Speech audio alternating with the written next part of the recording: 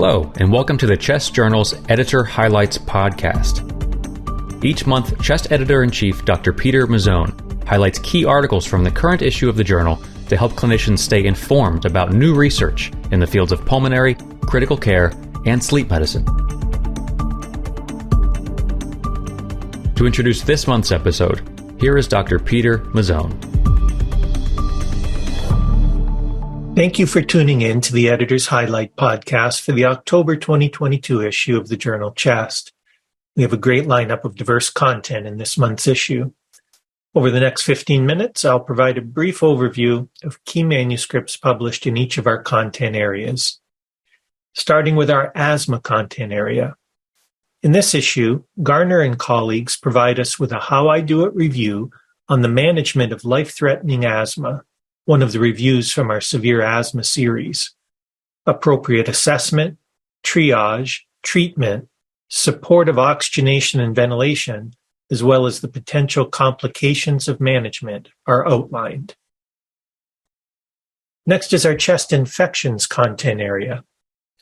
It remains difficult to risk stratify individuals with cystic fibrosis and reduced FEV1. In this issue, Ramos and colleagues identified predictors of death or lung transplantation within 2 years for patients with cystic fibrosis and an FEV1 less than 50% predicted, and assessed whether these markers could predict outcomes in those with G551D taking ivacaftor. They used the least absolute shrinkage and selection operator method to select important prognostic variables from a randomly selected training set using data from the Cystic Fibrosis Foundation and the United Network for Organ Sharing Registries. Model accuracy was validated on an independent test set. They found that FEV1 percent predicted, number of pulmonary exacerbations treated with antibiotics, and supplemental oxygen use were associated with 2-year death or lung transplantation. Only FEV1 remained associated with these outcomes among those taking ivacaftor. These findings may help to risk stratify those with cystic fibrosis and FEV1 less than 50% predicted more accurately than a single FEV1 threshold. Also in this section is an original research article that validates a model of early recognition of low-risk SARS-CoV-2 and another that shares findings of a pragmatic randomized clinical trial of smartphone-guided self-prone positioning in non-intubated hospital ward patients with COVID-19. On to our COPD content area. Military service can involve multiple traditional work-related exposures, such as to inorganic dusts. In this issue, Troupin and colleagues report the findings of an analysis of data from a military service roster, including operations beginning in 2001 in Iraq, to determine if military service is an occupational contributor to COPD risk. 44% of the over 427,000 included in the final analysis were categorized as having moderate or high likelihood of inorganic dust exposure.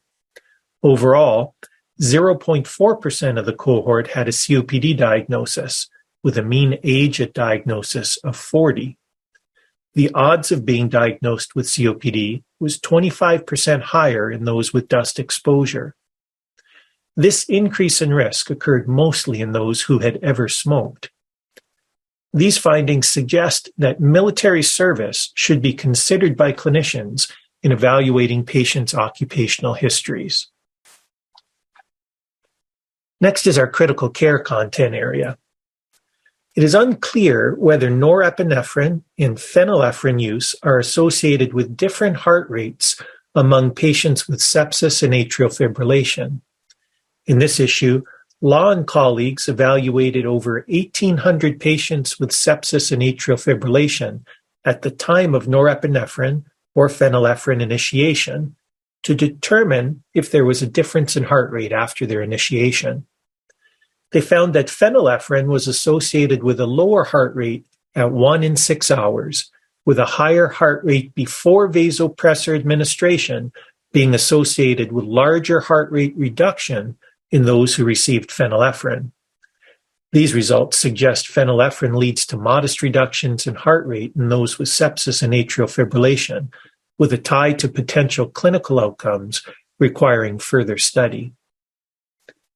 Also in this section is an original research article describing a reduction in the effort of breathing with the use of high-flow nasal cannula, and a special feature article discussing oxygen-free days as an outcome measure in clinical trials of therapies for COVID-19 and other causes of hypoxemia. On to our diffuse lung disease content area. Distinguishing UIP, IPF from other ILD subtypes helps guide evaluation and treatment. In this issue, Brad and colleagues retrospectively identified a cohort of over 1,200 patients with pathologically proven ILD and chest CT imaging to train and validate a custom deep learning model applied to CT imaging to determine if non-invasive diagnosis of UIP could be improved. The performance of the deep learning model was superior to visual analysis in predicting the histopathologic diagnosis, with an AUC of 0.87 versus 0.80. The deep learning model reproducibility was also greater than radiologist inter- and intra-rater reproducibility. These results suggest that a deep learning model may be superior to visual assessment in predicting UIP, IPF histopathology from CT imaging. Completing this section is a research letter describing the association between the MUC5B promoter polymorphism and survival in Indian patients with idiopathic pulmonary fibrosis. Our education and clinical practice content area is next. A learning effect may influence the measurement of maximal respiratory pressures. In this issue, Cruikshank and colleagues report the findings of a systematic review and meta-analysis to determine the magnitude of improvement in maximal respiratory pressure in response to muscle warm-up protocols and repeated measures in healthy and clinical populations. 32 articles were included in the meta-analysis.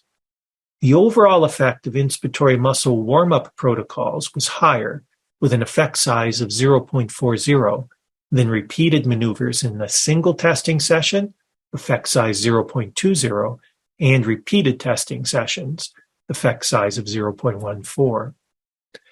These findings suggest that warm-up protocols are more effective at obtaining the maximum performance of inspiratory muscles in one testing session. Completing this section is an original research article that describes structural and functional correlates of higher cortical brain regions in chronic refractory cough. Next is our pulmonary vascular content area. It is unclear if increases in right ventricular afterload in older adults play a role in atrial fibrillation genesis, independent of the left atrium and ventricle. In this issue, Perrick and colleagues report the results of a prospective observational study of over 2,200 adults, all over 75 years of age, who did not have known cardiovascular disease, designed to determine if higher right ventricular afterload is associated with greater atrial fibrillation risk. During a mean of 6.3 years of follow-up, 215 participants developed atrial fibrillation. The atrial fibrillation risk was higher in the third tertile of PA systolic pressure and pulmonary vascular resistance, independent of left ventricular parameters and potential confounders. These results support an association between RV afterload and atrial fibrillation risk, providing a rationale for further study of the underlying mechanisms and their clinical impact.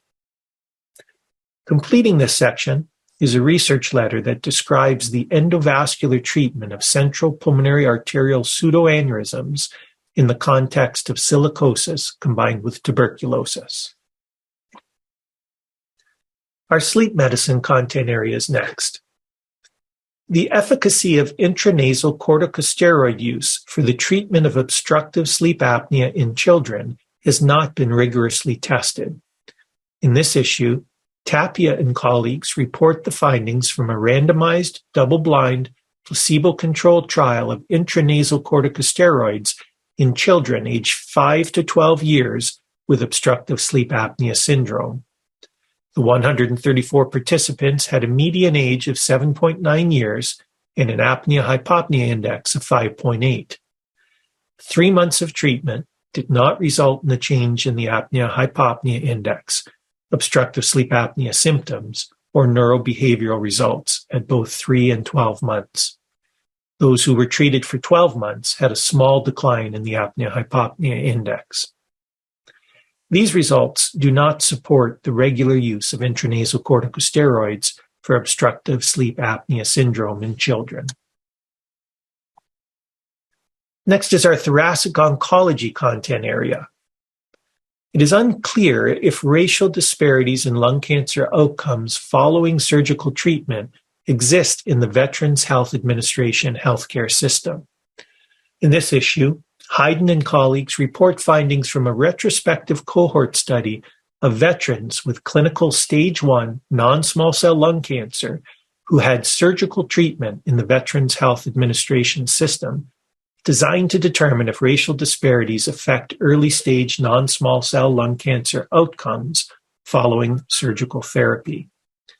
18,800 veterans with clinical stage 1 non-small cell lung cancer over a 10-year span were included. The rates of definitive surgical treatment were similar between Black and white veterans.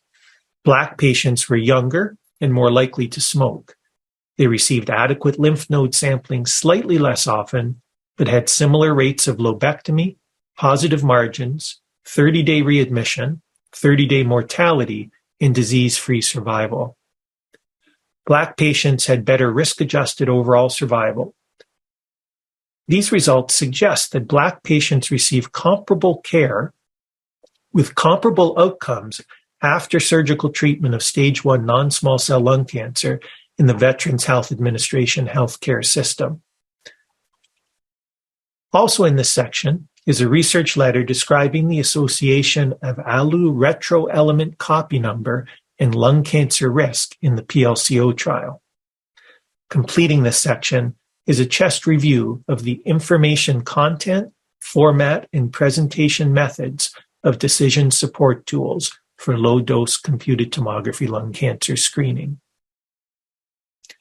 Finally, I encourage you to take a look at our Humanities and Chest Medicine section, where you'll find a Concilia Historia piece about exaggerated predictions of the demise of the stethoscope, a Vantage series article about ethical considerations regarding the use of race in pulmonary function testing, and an exhalation series contribution titled How to Run a Code.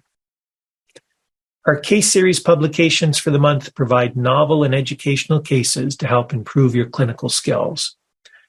I hope you enjoy reading all of the high-quality content available in this month's issue of Chest.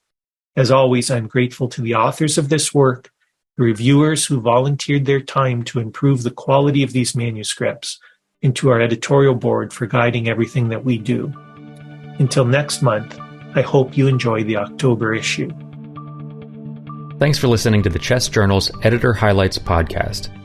You can find the articles mentioned in this podcast and more on chestjournal.org.